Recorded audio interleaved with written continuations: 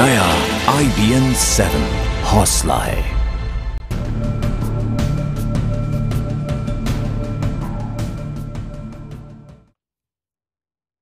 इंसानियत की दुनिया में रेप और गैंगरेप ऐसे गुनाह हैं जिन्हें जघन्य अपराध की श्रेणी में रखा जाता है। कानून की किताबों में इसके लिए कठोर से कठोर सजा का प्रावधान भी है। जहां तक कि जेल के भीतर अलग अलग जुर्म में बंद कैदी भी ऐसे अपराधियों से नफरत करते हैं, लेकिन गोवा के पर्यटन मंत्री को उनका अपराध छोटा मोटा ही नजर आता है। इसी महीने की 1 तारीख को गोवा में दिल्ली की 2 महिलाओं के साथ जो कुछ भी हुआ वो इंसानियत को शर्मसार करने वाला है, लेकिन गोवा के पर्यटन मंत्री इन्हें नादान बता रहे हैं। पूरा मामला देखिए, फिर करेंगे चर्चा। लड़के लोग हैं वो नादान लड़के हैं और उसके ऊपर छोटे मोटे गुन्हे भी उसके ऊपर रजिस्टर है।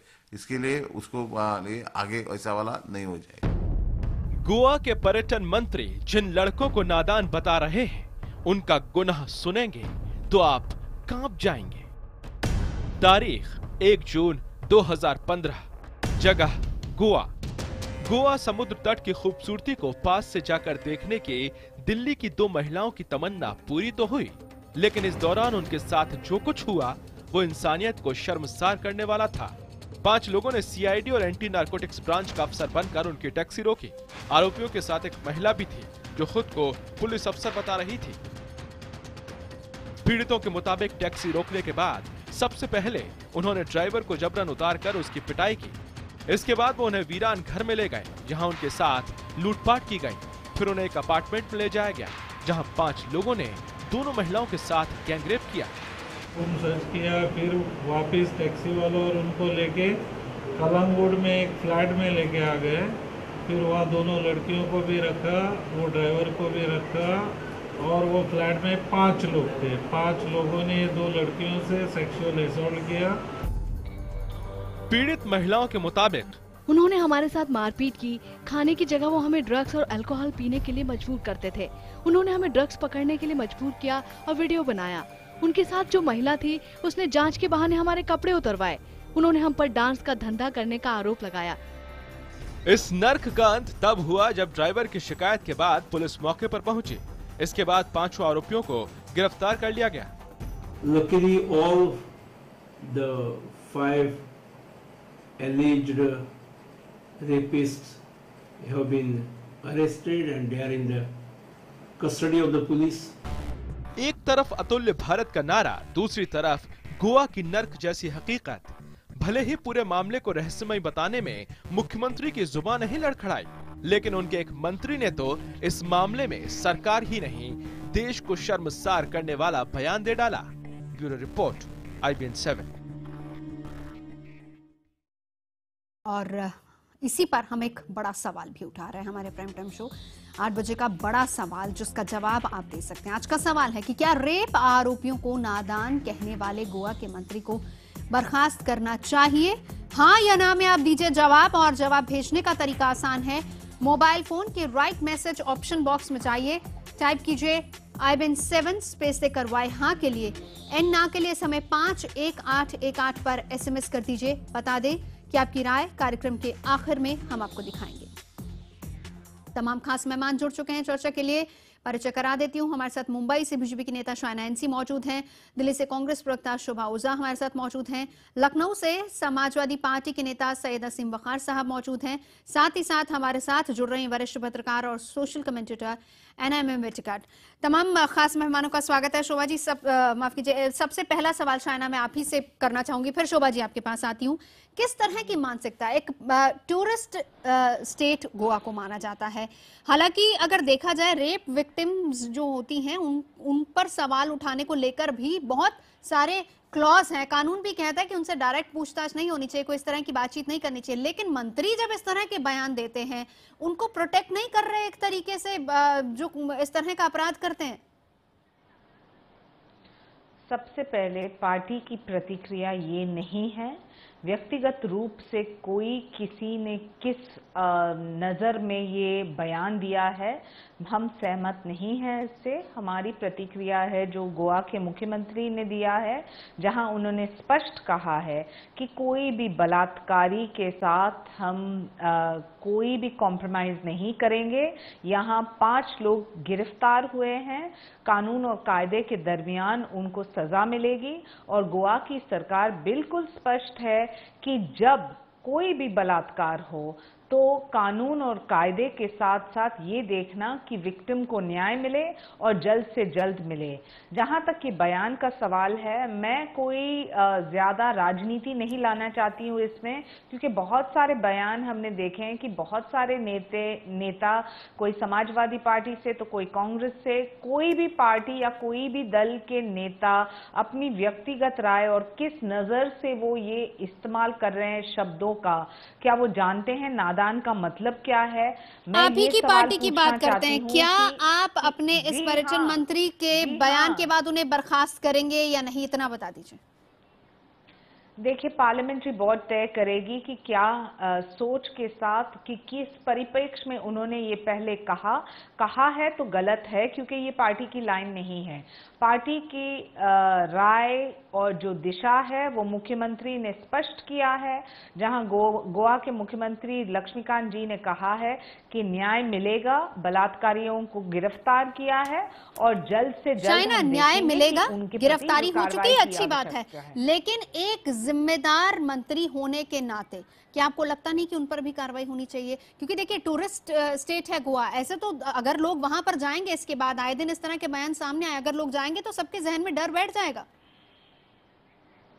देखिए, मैं उनके पक्ष में कुछ नहीं कहना चाहती हूँ। जहां तक मेरा सवाल है, एक महिला होने के नाते कोई भी पुरुष कहे कि एक बलात्कारी नादान है तो वो एक गलत शब्दों का इस्तेमाल है। क्या गोवा में वो हिंदी समझते हैं या वो सिर्फ अंग्रेजी समझते हैं? ये सभी सवालों का जवाब सिर्फ वो कर सकते हैं और मैं उनकी प्रवक्ता नहीं हूँ। मेरी पार्टी की राय स्पष्ट है कि हम महिला का सम्मान करते हैं, साथ-साथ बलात्कार महिला होने के नाते पार्टी में आप ये मांग रखेंगे? बिल्कुल उठाएंगे, बिल्कुल उठाएंगे, और क्यों नहीं उठाएंगे। जब भी कोई गलत काम होता है, कोई भी पक्ष दल हो, इतने सारे उदाहरण दे सकती हूँ, लेकिन मैं कोई कंपेटिटिव एक्सपोजे में नहीं हूँ कि कांग्रेस के नेता ने ये कहा या समाजवादी पार्टी के नेता ने ये कहा। जो गलत शब्दों का इस्तेमाल है वो गलत शब्दों का इस्तेमाल है। शोभा ओझा जी, आपके पास जो आना पार्टी चाहूंगी। की लाइन है वो स्पष्ट हुआ है। जी शोभा ओझा जी, मैं आपके पास आना चाहूंगी।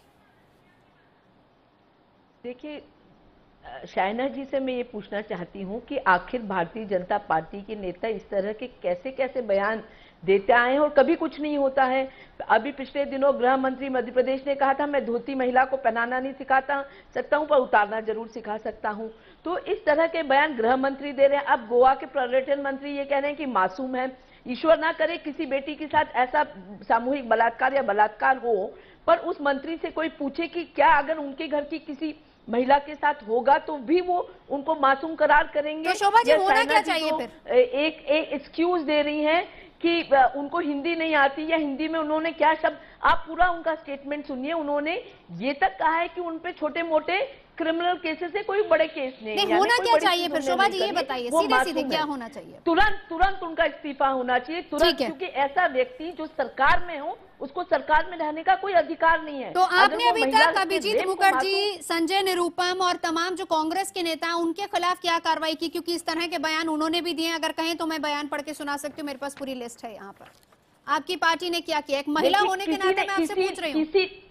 कांग्रेस के किसी नेता ने रेप को सही नहीं ठहराया है या किसी रेपिस्ट को मासूम नहीं बुलाया है, ये पूरे दावे के साथ मैं कह सकती हूँ। ठीक है, दिल्ली में सच संवरकर प्रदर्शन करने वाली महिलाएं रात को डिस्को जाती हैं और दिन में विरोध जताने के लिए इंडिया गेट पर इकट्ठा हो जाती है। अभिजीत मुखर्जी, नेता कांग्रेस। कुछ समय पहले सुन लीजिए, कुछ समय पहले आप यानी कि स्मृति ईरानी को कहा गया था टीवी स्क्रीन पर नाच रही थी और अब आप चुनाव विश्लेषक बन गई। संजय निरुपम ने कहा था, देखिए अगर आप किसी बलात्कारी को प्रोटेक्ट कर रहे हैं, इस तरह का बयान दे रहे हैं तो वो भी उसी श्रेणी में आएगा। कहने को तो आप महिला का ही अपमान कर रहे हैं। तो आपकी पार्टी के नेताओं ने बिल्कुल वही लाइन ली है। पूनिया जी का चाहे भी बयान कांग्रेस के नेता हो, चाहे बीजेपी के हो, चाहे किसी के भी नेता हो, अगर कोई भी व्यक्ति इस तरह के बयान देता है, वो सरकार में किसी पोजीशन को होल्ड करता है, तो उसका इस्तीफा तुरंत होना चाहिए। ऐसे बयान कहीं ना कहीं उन लोगों को मजबूती देते हैं जो इस तरह के कृत्य में इन्वॉल्व होते हैं, जो रेपिस्ट होते हैं, जो गुंडा तत्व होते हैं, उनको कहीं ना कहीं महत्व मिलता है, उनको कहीं ना कहीं ताकत मिलती है ऐसे बयानों से। और जब कोई व्यक्ति सरकार में होता है और इस तरह के बयान देता है, तो उसका इस्तीफा तुरंत होना चाहिए। नहीं तो इस तरह के बयानों से तो ऐसा लगता है जैसे सरकार लाइसेंस दे रही है रेप करने का, और सरकार रेप, यानी ये बात आप मानते हैं कि ये सरकार किसी की भी हो, ये आपकी पार्टी पर भी ये लागू होता है और बीजेपी पर भी ये लागू होता है और तमाम पार्टियों पर लागू होता है। किसी की भी सरकार हो जी, तुरंत इस्तीफा होना चाहिए ऐसे विचार रखने वाले लोगों का। ठीक है, सईद वकार साहब, क्या गैंगरेप करने वाले नादान है? देखिए, मैं पहले भी कह चुका हूं और मैं फिर से आपसे कह रहा हूं कि ये हमारे समाज पर, हमारे मुल्क पर इस तरह के अपराध एक काला धब्बा है हमारे मुल्क के माथे पर। और हम समझते हैं कि सारी पार्टियों को मिलकर, राजनीतिक दलों को राजनीति से ऊपर उठकर, महिला पुरुष से ऊपर उठकर और बच्चा और जवान से ऊपर उठकर एक कानून, सख्त कानून बनाने की मांग करना चाहिए, जो ऐसा कानून हो कि जो इस तरह के रेपिस्ट, जो बलात्कारी हैं, जिसको मैं जघन से जघन यानी एक क्रूर अपराध में मानता हूं, इस तरह के अपराधियों को रोकने की हम कोशिश करें। और यानी कि आप अपनी पार्टी के मुखिया के बयान से भी सहमत नहीं है? मुलायम सिंह यादव ने जो कहा था चुनाव प्रचार के दौरान कि लड़कों से नादानियां हो जाती हैं, आप उससे भी सहमत नहीं? हम ये मान के चले। बोल चुका हूं, मैं दोबारा फिर आपसे कहने जा रहा हूं कि यहाँ पर अगर आप हम लोग को फंसाने की या राजनीतिक दलों पर टिप्पणी करने के लिए आई हैं, तो मैं समझता हूँ मानसिकता पर आपकी सवाल उठना चाहिए। आप लोग बलात्कारियों के खिलाफ नहीं है, आप लोग यहाँ पार्टियों के खिलाफ खड़े होकर बात कर रहे हैं।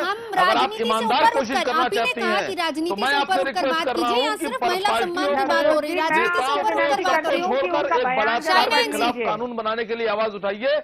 और अगर आपकी मानसिकता इस बलात्कार के अपराध के खिलाफ है तो उस पर बहस कीजिए। और अगर आप इस बलात्कार की आड़ में नेताओं को और पार्टियों को कटघरे में खड़ा करना चाह रहे हैं तो आप अपनी मानसिकता क्लियर कीजिए। हम लोग बहस उस तरह से करेंगे। देखिए, मैं समझता हूँ कि अगर आप पार्टियों को और नेताओं को फंसाने के लिए यहाँ बहस रख रही हैं या उनकी बातों को याद दिखाने के लिए और बलात्कारियों के खिलाफ नहीं है तो फिर बहस उस तरह से की जाएगी। लेकिन अगर आप सच्चाई से ईमानदारी से बलात्कारियों के खिलाफ और अपराध के खिलाफ है तो फिर बहस उस तरह से की जाएगी। चाइना एनसी नवजोत जी, एक बार मुलायम सिंह जी का जो बयान था जरा पढ़ लीजिए ताकि इनकी याददाश्त में सब स्पष्ट हो कि उनके नेतागण की मानसिकता क्या है।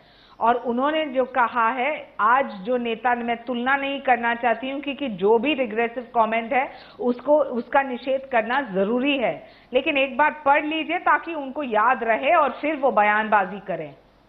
नहीं शहना जी, आप मुझे मत समझाएं, मैं बहुत याददाश्त वाला आदमी हूं, मेरी याददाश्त बहुत तेज है, मैं कुछ भूलता नहीं हूं। मैं फिर आपसे कह रहा हूं, आप महिला होकर अगर इस तरह की बात करेंगी, मैं समझता हूं आप महिला हैं, आप देश की नागरिक हैं, आप पर जिम्मेदारी बनती है कि आप और हम बैठकर एक बलात्कार के खिलाफ कानून बनाएं, इस बलात्कार के खिलाफ एक बहुत सख्त कानून बनाएं।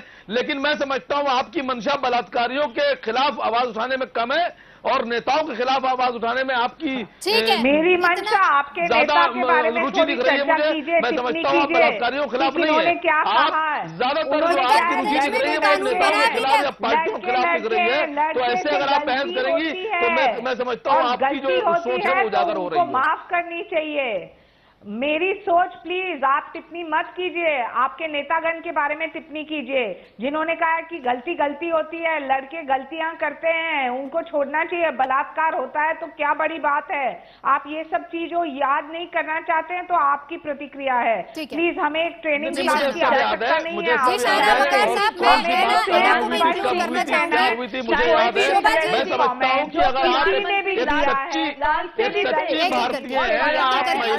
अगर महिला है तो आप फिर रिक्वेस्ट कर रहा हूँ कि आइए हम सब मिलकर शोभा, आप जल्दी से बताइए, मैं ऐना को इंक्लूड करना चाह रही हूँ बहस में।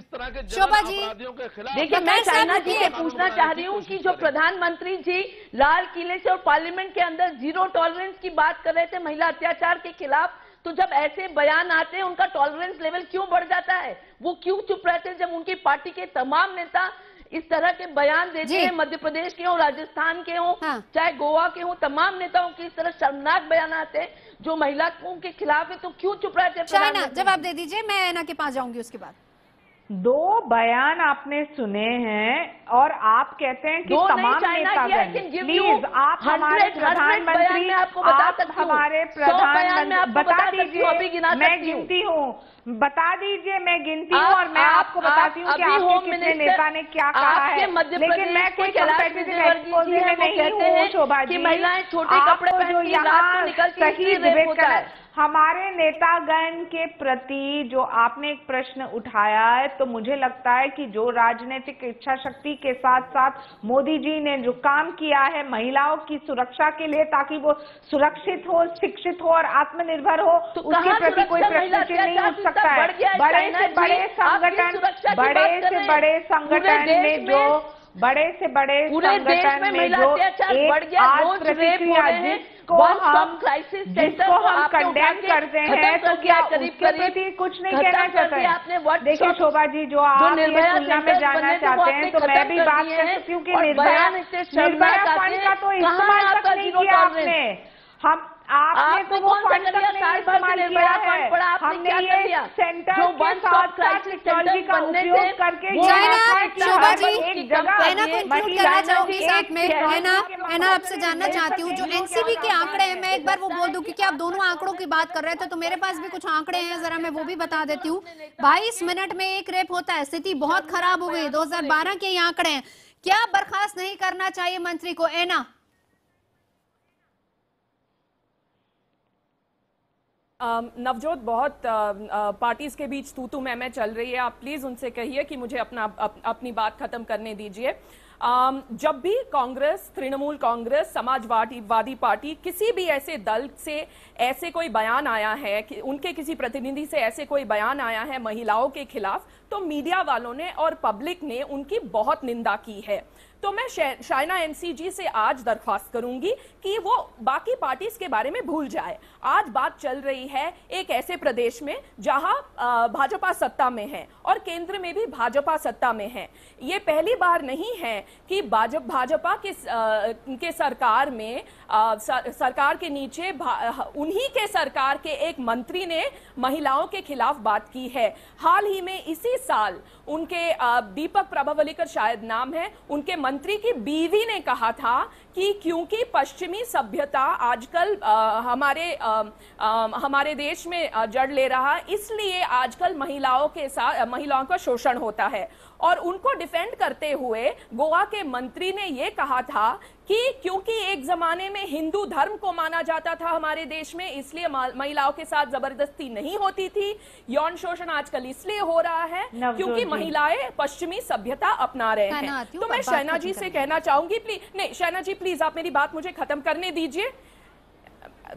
तो मैं हर दल से कहूंगी कि बाकी दलों की बात वो हम पे छोड़ दीजिए। जो मीडिया और पब्लिक है हम उन पर ध्यान देंगे, लेकिन आप अपने दल की बात कीजिए। आपके खुद के प्रधानमंत्री पिछले साल जब चुनाव के दौरान वो कैंपेन कर रहे थे, तो उन्होंने कैंपेन के दौरान इंटरव्यू में कहा था कि कांग्रेस के सरकार वाले प्रदेशों में ही सबसे ज्यादा महिला शोषण, महिलाओं के खिलाफ क्राइम्स होते हैं। ये आंकड़े हमें बताते हैं कि मोदी जी का ये बयान बिल्कुल गलत था। तो जब शाइना जी कहती है कि उन्हें राजनीति का खेल नहीं खेलना है, तो वो पहले हमें बताए कि मोदी जी महिला अधिकार को लेकर राजनीति का खेल क्यों खेल रहे हैं। और नवजोत, मैंने इन्हीं के नेशनल कमीशन फॉर वुमेन की ललिता कुमारमंगलम जी को इसी साल जब इंटरव्यू किया था, तो ललिता जी जो भाजपा की है और अब वो महिला आयोग की अध्यक्षा है, उन्होंने मुझसे कहा कि महिलाओं को ज्यादा आजादी देना महिलाओं के लिए खतरा से बाहर नहीं है। और जो अभी हरियाणा के मुख्यमंत्री है, वो चुनाव के कैंपेन के दौरान उन्होंने कहा कि महिलाओं के साथ रेप इसलिए होता है क्योंकि उनके रहन सहन के तरीके, उनके कपड़ों में प्रॉब्लम है। तो शैना जी से कहिए कि समाजवादी पार्टी की बात छोड़िए। हमने तो समाजवादी पार्टी को बहुत निंदा की है और उनके बारे में 1000 प्रोग्राम्स किए हैं। प्लीज आप भाजपा पर ध्यान दीजिए। जी है ना, शाइना जवाब दे दीजिए। सबसे पहले मैं किसी और के बारे में टिप्पणी नहीं कर रही हूँ। समाजवादी पार्टी के नेता ने जो बयान दिया उसके प्रति मैंने उनको याद दिलाया कि उनके नेता ने क्या कहा। मैं कोई कंपेटिटिव एक्सपोजिए में नहीं हूँ, मैं कोई कंपेटिटिव एक्सपोजिए में नहीं हूँ। अभी आपने सवाल मुझे पूछा है तो मुझे बोलने दीजिए। आप अपनी पार्टी के नेताओं की बात कीजिए। आपने मुझे पूछा, उनसे जवाब ले लिया जाए, फिर आपके पास आती हूँ। ऐना ने उन पर सवाल उठाया, उनको जवाब देने दीजिए, वो जवाब दे दे, फिर आप पे आती हूँ।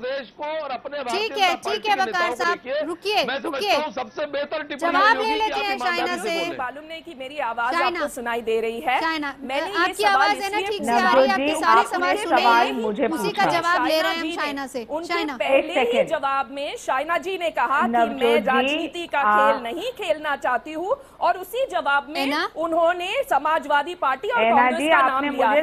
या तो वो राजनीति ना खेले या फिर ये मत करें। इसका जवाब ले लेते हैं शाइना से। जवाब देने इसका जवाब शाइना से ले लेते हैं। शाइना, मैंने शांति से सुना सबको, मैंने कोई राजनीति नहीं की, मैंने सिर्फ कहा कि कोई भी बयानबाजी कोई भी दल से आए तो उसका निषेध करना जरूरी है। सबसे पहले मैंने कंडेम किया कि ये स्टेटमेंट से हम सहमत नहीं हैं, कभी नहीं हो सकते हैं, और पार्टी की लाइन ये नहीं है। ऐना जी ने बहुत सारे विश्लेषण करते वक्त मैं आपको याद दिला दूं कि जो बयान आपने जिक्र किया वो सुधीन दावलेकर बीजेपी के सदस्य नहीं है, एक अलायंस पार्टी के। मैं सिर्फ बीजेपी के तरफ से कहना चाहती हूँ, आपने टिप्पणी की मोदी जी के ऊपर, हमारे प्रधानमंत्री, अभी वापस आप पूछ रहे हैं, आपने वापस पूछा है मुझे, तो प्लीज मुझे एक मौका दीजिए जवाब देना। मोदी जी और हमारे प्रधानमंत्री के प्रति कोई प्रश्न चिन्ह नहीं उठ सकता है, क्योंकि महिला सुरक्षा को लेके ना सिर्फ ये सेंटर्स की बात, लेकिन टेक्नोलॉजी का इस्तेमाल, ताकि हम देखें कि कोई भी महिला के प्रति शोषण, बलात्कार, ऐसे मुद्दे के प्रति जो सक्षम रूप से जो राजनीतिक इच्छा शक्ति दिखाने की आवश्यकता है, हर एक प्रदेश में हम दिखाएं। मैं सिर्फ ये कहना चाहती हूँ कि महिला सुरक्षित कब है, जब उनको पता है कि सरकार के साथ साथ शासन प्रशासन भी उनके साथ है। कोई भी रिग्रेसिव कमेंट क्या हम बढ़ावा देते हैं या हम कंडेम कर रहे हैं? सीधी सीधी बात है, तो यहाँ पर तो शासन ने ये बात कह दी है, उन्होंने उनको प्रोटेक्ट कर दिया। इसके बाद आप उनके साथ हैं या नहीं, ये बता दीजिए। जीरो टॉलरेंस की नीति मोदी जी कहते हैं। शाइना से बिल्कुल बिल्कुल, और इसलिए मैंने पहले ही कहा कि पार्लियामेंट्री बोर्ड तय करेगी कि क्या होना चाहिए। और जब कोई भी बयानबाजी करते हैं, मुझे लगता है कि प्रधानमंत्री के रूप से स्पष्ट प्रतिक्रिया आई है कि कोई भी बयानबाजी करे ना करे, हम यहाँ एक लक्ष्य लेके आए हैं, गुड गवर्नेंस का मॉडल देना, और उसके साथ साथ महिला सुरक्षा के बाद अगर आप अपने नेताओं को बोलेंगे तभी तो गवर्नेंस आप डिलीवर कर पाएंगे। शोभा जी, शाइना जी, आखिरी 10 सेकंड। शोभा जी से मैं पूछना चाहती हूँ, शाइना जी से पूछना चाहती हूँ, ये इतने बखाने दे रही है प्रधानमंत्री जी के, निहालचंद का क्या हुआ? राजस्थान की पुलिस अभी तक निहालचंद जो मंत्री है प्रधानमंत्री के साथ, उनको एलिज रेप केस के लिए ढूंढ रहा है। जब पहले एफआईआर में उनका नाम निहालचंद की गिरफ्तारी, मेरे ख्याल से हम इसी मुद्दे पर रहे हैं, इसके लिए बहुत लंबा बहस की जरूरत होगी, वक्त की कमी है।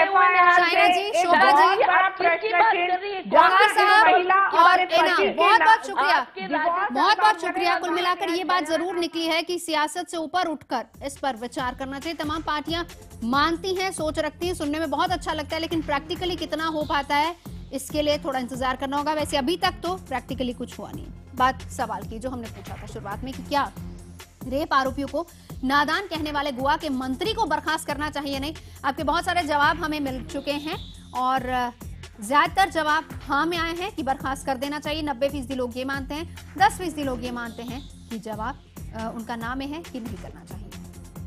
तो 8 बजे में फिलहाल इतना ही।